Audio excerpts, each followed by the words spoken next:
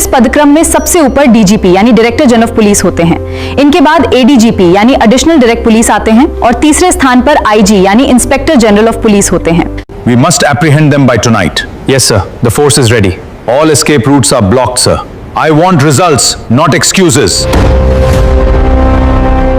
Additional superintendent of police, DSP या AC deputy superintendent of police. IG का पद DIG से ऊंचा होता है और एडीजीपी से नीचे होता है। एसएसपी के मुख्य कार्य जिले में कानून व्यवस्था बनाए रखना, अपराधों की रोकथाम और जांच की निगरानी करना, सभी पुलिस थानों और पुलिस बल का नेतृत्व करना, त्योहारों, चुनावों और वीआईपी सुरक्षा की व्यवस्था करना। यह भारतीय पुलिस सेवा के वरिष्ठ अधिकारियों का पद होता है। एसएसपी आमतौर पर बड़े जिलों की पुलिस का प्रमुख होता है। क्या आपको पता है एसएसपी का पूरा नाम सीनियर सुपरिटेंडेंट ऑफ पुलिस होता है। इसे हिंदी में वरिष्ठ पुलिस अधीक्षक कहते हैं। ये जानकारी अच्छी लगी तो वीडियो को लाइक करें। We must coordinate the raids tonight. Yes, sir. Moving now. Force is ready, sir. I expect full compliance from all zones. We must complete the investigation today. Head Constable, submit the files. Yes, madam. Right away.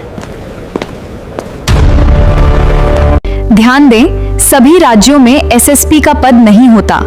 जहां ये पद नहीं होता, वहां जिले का प्रमुख SP होता है। आईएएस का पूरा नाम इंडियन एडमिनिस्ट्रेटिव सर्विस है, जिसे भारतीय प्रशासनिक सेवा भी कहते हैं। We need absolute security for the event. The force is fully deployed, sir. I will monitor the sensitive areas. The quick response teams are on standby. ये भारत की सबसे प्रतिष्ठित अखिल भारतीय सेवाओं में से एक है। आईएएस अधिकारी प्रशासन और नीति निर्माण में महत्वपूर्ण भूमिका निभाते हैं। नीति निर्माण में हर एक विवरण महत्वपूर्ण है। हमें राज्य और केंद्र के बीच समन्वय बनाना होगा। सुशासन ही हमारा अंतिम लक्ष्य है। हमें हर हाल में कानून व्यवस्था बनाए रखनी है। ये सरकारी योजना आप सभी के लिए ही है। एक आईएएस अधिकारी के मुख्य कार्य जिले का प्रशासन संभालना, जैसे जिलाधिकारी या कलेक्टर के रूप में, कानून व्यवस्था बनाए रखना। परीक्षा के 3 चरण होते हैं: प्रारंभिक परीक्षा, मुख्य परीक्षा और साक्षात्कार। आईएएस बनने के लिए आपको यूपीएससी द्वारा आयोजित सिविल सेवा परीक्षा यानी सीएसई को पास करना होगा।